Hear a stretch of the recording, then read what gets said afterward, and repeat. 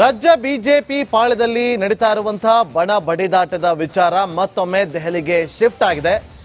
ಮತ್ತೆ BJP rebels ನಾಯಕರು ದೆಹಲಿಗೆ ತೆರಳಿದ್ದಾರೆ.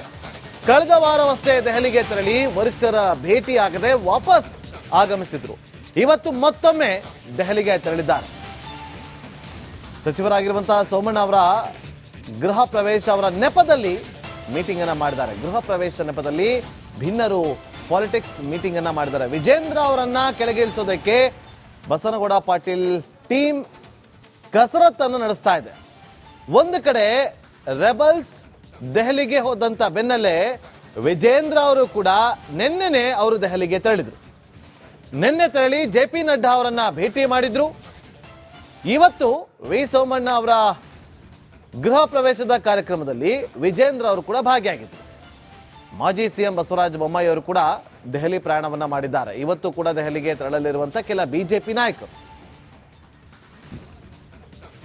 ವಿ ಸೋಮಣ್ಣ ಅವರ ದೆಹಲಿಯ ನಿವಾಸದಲ್ಲಿ ಗೃಹ ಪ್ರವೇಶ ಕಾರ್ಯಕ್ರಮ ಇವತ್ತು ನಡೀತಾ ಇದೆ. ಹಾಗಾಗಿ ರೆಬಲ್ಸ್ ಟೀಮ್ ಹೋಗಿರುವಂತ ದೃಶ್ಯವನ್ನ ಗಮನಿಸ್ತಾ ಇದ್ರಿ.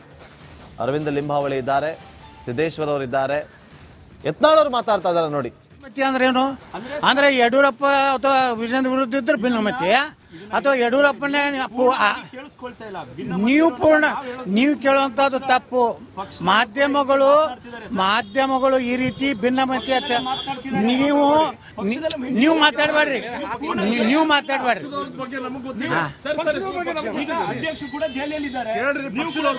ಅವ್ರಿಗೆ ಕೇಳ್ರಿ ನಮ್ಗೇನ್ ಕೇಳ್ತೀರಾ? ಸೋಮಣ್ಣ ಅವರು ಸಂಧಾನದ ಮಾತುಕತೆ ನಡೆಸ್ತಾರೆ ಹೇಗೆ ಅಂತ ನೀವು ಭಿನ್ನಮತಿ ನಮ್ಮ ಮೇಲೆ ಯಾಕೆ ಬೀಳ್ತೀರಿ?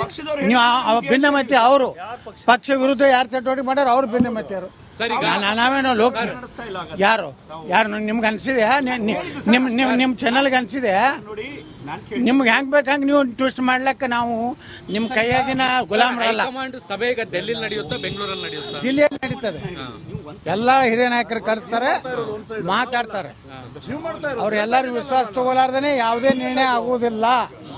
ಯಾರಾದರೂ ನಾ ಈಗ ಇಲ್ಲ ಈಗ ನೋಡಿ, ಈಗ ಯಾವುದೇ ಒಂದು ವ್ಯಕ್ತಿ ನಾನು ಬ್ಲ್ಯಾಕ್ ಮೇಲ್ ಮಾಡಿ ಪಕ್ಷದ ಅಧ್ಯಕ್ಷನ ಆಗ್ತೀನಿ ಅನ್ನೋಂಥದ್ದು ಇಲ್ಲ.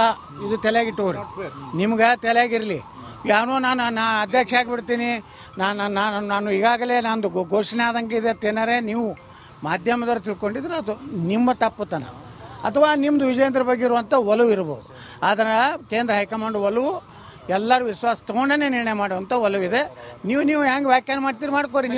ನಿಮ್ಮ ವ್ಯಾಖ್ಯಾನಕ್ಕೆ ನಾವೇನು ಅಡ್ಡಿ ಇಲ್ಲ. ಸರ್, ವಿಜೇಂದ್ರ ಅವರಿಗೆ ನಿನ್ನೆ ಅವ್ರು ಹೇಳಿದ್ದಾರೆ ಸೋಮಣ್ಣ ಅವರ ನಿವಾಸಕ್ಕೆ ಪೂಜೆಗೆ ಬರ್ತಾ ಇದೀನಿ ಅಂತ.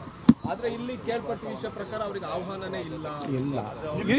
ಇದು ನೋಡಿ, ಇದನ್ನ ಕೇಳ್ಪಟ್ಟ ಮ್ಯಾಗ ಅದನ್ನ ಹೊಡೀರಪ್ಪ. ಅದನ್ನ ಹೊಡೆದು ಬಿಟ್ಟು ಯಾವ್ದಾರು ಹೊಡ್ಕೊತ್ಕೊಂಡಿರ್ತೀರಿ.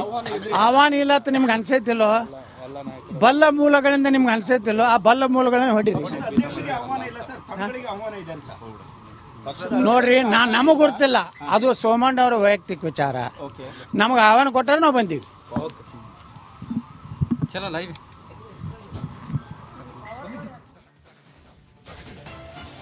ಬಸನಗೌಡ ಪಾಟೀಲ್ ಯತ್ನಾಳ್ ಅವರು ಯಾಕೋ ಒಂದು ರೀತಿಯಲ್ಲಿ ಗರಂ ಆದಂತೆ ಕಂಡು ಬರ್ತಾ ಇದೆ.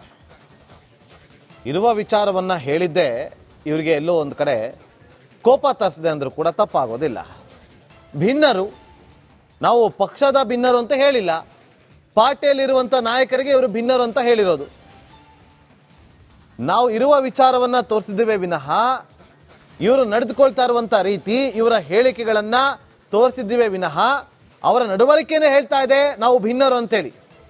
ವಿಜೇಂದ್ರ ಅವರಿಂದ ಭಿನ್ನರು ಅಂತ ಹೇಳ್ತಾ ಇದ್ದೀವಿ ವಿನಃ ಬಿಜೆಪಿ ಪಕ್ಷದ ಭಿನ್ನರು ಅಂತ ಎಲ್ಲೂ ಹೇಳ್ತಾ ಇಲ್ಲ. ಬಿಜೆಪಿ ಪಾಳ್ಯದಲ್ಲಿನ ಭಿನ್ನರು ಅಂತ ಹೇಳ್ತಾ ಇರೋದು.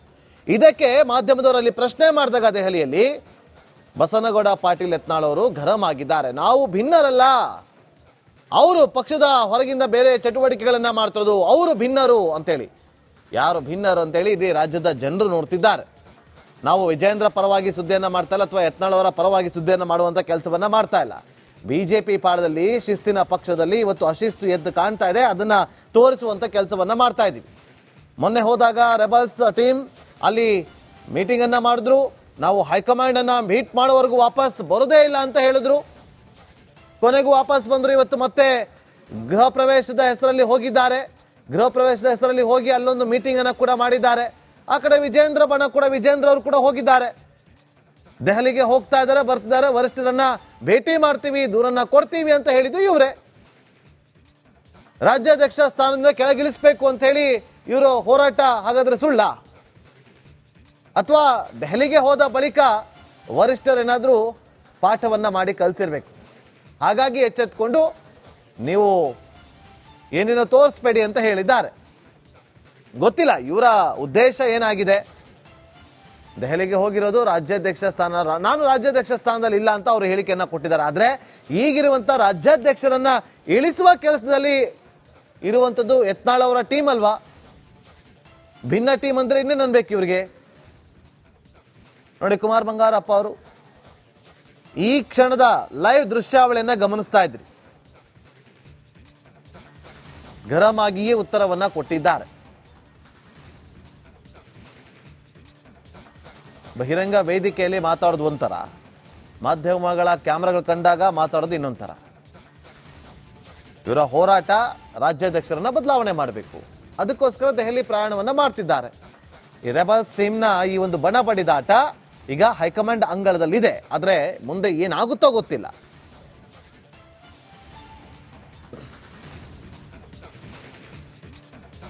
ಇಲ್ಲ, ಭಿನ್ನಮತಿ ಅಂದ್ರೆ ಏನು? ಅಂದ್ರೆ ಯಡಿಯೂರಪ್ಪ ಅಥವಾ ವಿಜೇಂದ್ರ ವಿರುದ್ಧ ಇದ್ರೆ ಭಿನ್ನಮತಿ, ಅಥವಾ ಯಡಿಯೂರಪ್ಪನೇ ಕೇಳಿಸ್ಕೊಳ್ತಾ ಇಲ್ಲ. ನೀವು ಕೇಳುವಂತದ್ದು ತಪ್ಪು. ಮಾಧ್ಯಮಗಳು ಈ ರೀತಿ ಭಿನ್ನಮತಿ ಅಂತ ನೀವು ಮಾತಾಡಬೇಡ್ರಿ.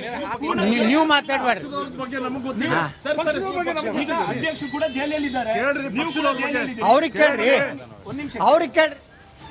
ಮತ್ತಷ್ಟು ಮಾಹಿತಿಯನ್ನು ಕೊಡೋದಕ್ಕೆ ನಮ್ಮ ದೆಹಲಿ ಪ್ರತಿನಿಧಿ ನಟೇಶ್ ಈಗ ನೇರ ಸಂಪರ್ಕದಲ್ಲಿ ಜಾಯ್ನ್ ಆಗಿದ್ದಾರೆ. ನಟೇಶ್, ಯತ್ನಾಳ್ ಅವರು ಇವತ್ತು ಸ್ವಲ್ಪ ಮಾಧ್ಯಮದವರ ಮೇಲೇನೆ ಗರಂ ಆದಂತೆ ಕಂಡು ಬರ್ತಾ ಇದೆ.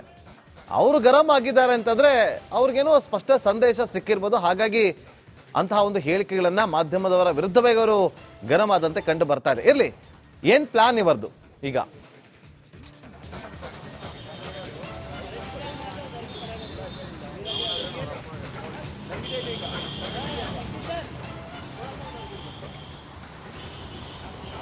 ನಾಗೇಂದ್ರ ಬಾಬು, ಖಂಡಿತ ಏನು ಬಿಜೆಪಿಯ ಭಿನ್ನಮತೀಯರು ಅಂತ ಹೇಳಿದಂತಹ ಸಂದರ್ಭದಲ್ಲಿ ಯತ್ನಾಳ್ ಅವರು ಸಾಕಷ್ಟು ಏನು ಮಾಧ್ಯಮದವರ ವಿರುದ್ಧ ಗರಂ ಆದರೂ. ಪ್ರಮುಖವಾಗಿ ಸಭೆ ನಡೆದಿರ್ತಕ್ಕಂಥದ್ದು. ನಾನೀಗ ನೇರವಾಗಿ ಸೋಮಣ್ಣನವರ ನಿವಾಸದ ದೃಶ್ಯಾವಳಿಗಳನ್ನು ತೋರಿಸ್ತಾ ಹೋಗ್ತೀನಿ. ಈ ಒಂದು ನಿವಾಸದ ಪೂಜೆ ಏನಿತ್ತು, ಈ ಪೂಜೆಯ ಸಂದರ್ಭದಲ್ಲಿ ಇಂದು ಸೋಮಣ್ಣನವರ ನಿವಾಸಕ್ಕೆ ಭಿನ್ನಮತೀಯರು ಬಂದಿದ್ರು. ಇಲ್ಲಿ ನಡೆದಂತಹ ಸಭೆ ಏನಿತ್ತು, ಈ ಸಭೆ ಬಹಳಷ್ಟು ಪ್ರಾಮುಖ್ಯತೆಯನ್ನು ಕೂಡ ಪಡೆದುಕೊಂಡಿರ್ತಕ್ಕಂಥದ್ದು. ಅಂದ್ರೆ ಒಂದು ನಿಟ್ಟಿನಲ್ಲಿ ಬಿಜೆಪಿ ಹೈಕಮಾಂಡ್ ಸೋಮಣ್ಣನವರ ಮೂಲಕ ಸಂದೇಶವನ್ನ ರವಾನೆ ಮಾಡಿದ್ದಾರೆ ಎನ್ನುವಂಥದ್ದು ಸ್ಪಷ್ಟ ಆಗ್ತಾ ಇದೆ. ಯತ್ನಾಳ್ ಅವರು ಕೂಡ ಹೇಳಿದ್ರು, ಅಂದ್ರೆ ಈ ಸದ್ಯಕ್ಕೆ ಯಾವುದೇ ರೀತಿಯಾದಂತಹ ತರಾತುರಿ ಬೇಡ. ಅಂದ್ರೆ ರಾಜ್ಯಾಧ್ಯಕ್ಷರ ವಿಚಾರ ಏನ್ ಚರ್ಚೆ ಆಗ್ತಾ ಇತ್ತು, ಈ ವಿಚಾರವಾಗಿ ಚರ್ಚೆ ಈಗ ಸದ್ಯಕ್ಕೆ ಬೇಡ. ಅದನ್ನ ತರಾತುರಿನಲ್ಲಿ ಯಾವುದೇ ನಿರ್ಧಾರವನ್ನ ತೆಗೆದುಕೊಳ್ಳೋದಕ್ಕೆ ಆಗೋದಿಲ್ಲ. ಇದರ ಜೊತೆಗೆ ನಾವು ಎಲ್ಲ ಏನು ನಾಯಕರೇನಿದ್ದಾರೆ ಎಲ್ಲರನ್ನ ಕರೆಸಿ ದೆಹಲಿಯ ಮಟ್ಟದಲ್ಲಿ ಒಂದು ಸಭೆಯನ್ನ ನಡೆಸಿ ಅದರ ಸಿದ್ಧತೆಯನ್ನ ಯಾವ ರೀತಿ ಮಾಡಬೇಕು ಅನ್ನೋದ್ರ ಬಗ್ಗೆ, ಅದರ ಬದಲಾವಣೆ ಮಾಡಬೇಕಾ ಅಥವಾ ಅವರನ್ನೇ ಮುಂದುವರಿಸಬೇಕಾ ಎನ್ನುವಂತಹ ನಿಟ್ಟಿನಲ್ಲಿ ಎಲ್ಲಾ ಚರ್ಚೆಯನ್ನ ಮಾಡಿ ನಾವು ತೀರ್ಮಾನವನ್ನ ತೆಗೆದುಕೊಳ್ತೇವೆ ಎನ್ನುವಂತಹ ನಿರ್ಧಾರವನ್ನ ಹೈಕಮಾಂಡ್ ಕೂಡ ಹೇಳಿರುವಂತದ್ದು. ಆ ರೀತಿಯಾದ ಸಂದೇಶವನ್ನ ಸೋಮಣ್ಣನವರ ಬಳಿ ಹೇಳಿಸಿದ್ದಾರೆ ಎನ್ನುವಂಥದ್ದು. ಆದ್ರೆ ವಾಸ್ತವತೆ ಕೂಡ ಪ್ರಮುಖವಾಗಿ ಏನು ಕೇವಲ 10 ನಿಮಿಷಗಳ ಕಾಲ ಸೋಮಣ್ಣನವರ ಜೊತೆ ಚರ್ಚೆ ನಡೆಸಿದ್ರು. ತದನಂತರದಲ್ಲಿ ಸೋಮಣ್ಣನವರು ತರಾತುರಿಯಲ್ಲಿ ನಿವಾಸದಿಂದ ಹೊರಗಡೆ ಹೋಗಿರ್ತಕ್ಕಂಥದ್ದು. ಅದರ ನಂತರದಲ್ಲಿ ಯತ್ನಾಳ್ ಟೀಮ್ ಹೊರಗಡೆ ಬಂದ್ರು. ಆ ಸಂದರ್ಭದಲ್ಲಿ ಮಾತನಾಡುವಂತಹ ಸಂದರ್ಭದಲ್ಲಿ ಈ ವಿಚಾರವನ್ನ ಯತ್ನಾಳ್ ಅವರು ಹೇಳಿರುವಂತದ್ದು. ಹಾಗೇನೆ ವಿಜೇಂದ್ರ ಅವರು ಕೂಡ ದೆಹಲಿಗೆ ಬಂದಿದ್ದಾರೆ. ಅಂದ್ರೆ ಇಲ್ಲಿ ಯಾವುದೇ ಆಹ್ವಾನ ಇಲ್ಲ ಅನ್ನುವಂಥದ್ದು ಕೂಡ ಭಿನ್ನಮತೀಯರು ಹೇಳ್ತಿದ್ದಾರೆ. ಇದರ ಜೊತೆಗೆ ಸೋಮಣ್ಣನವರು ಕೂಡ ಹೇಳಿದ್ರು. ಆದ್ರೆ ವಿಜೇಂದ್ರ ಅವರು ದೆಹಲಿಗೆ ಬಂದಿದ್ಯಾಕೆ ಎನ್ನುವಂಥದ್ದು ಕೂಡ ಈ ಒಂದು ನಿಟ್ಟಿನಲ್ಲಿ ಉತ್ತರ ಸಿಗ್ತಾ ಇದೆ. ಪ್ರಮುಖವಾಗಿ ಹೈಕಮಾಂಡ್ ಮೂಲಕ ದೊಡ್ಡ ಮಟ್ಟದ ಸಂದೇಶವನ್ನ ಏನು ಭಿನ್ನಮತೀಯರಿಗೆ ಕೊಟ್ಟ ಎನ್ನುವಂತಹ ಪ್ರಶ್ನೆ ಕೂಡ ಈಗ ಇರ್ತಕ್ಕಂಥದ್ದು. ಹಾಗಾಗಿ ಸದ್ಯಕ್ಕೆ ವಿಜೇಂದ್ರ ಅವರ ಬದಲಾವಣೆ ಏನಿತ್ತು ಇದಕ್ಕೆ ಫುಲ್ ಸ್ಟಾಪ್ ಇಡುವಂತಹ ಕೆಲಸವನ್ನ ಬಿಜೆಪಿ ಹೈಕಮಾಂಡ್ ಮಾಡಿರ್ತಕ್ಕಂಥದ್ದನ್ನ ಸ್ವತಃ ಯತ್ನಾಳ್ ಅವರೇ ಹೇಳ್ತಾ ಇರ್ತಕ್ಕಂಥದ್ದು. ನಾಗೇಂದ್ರ ಬಾಬು, ಥ್ಯಾಂಕ್ ಯು ನಟೇಶ್, ನಿಮ್ಮೆಲ್ಲ ಮಾಹಿತಿಗಾಗಿ.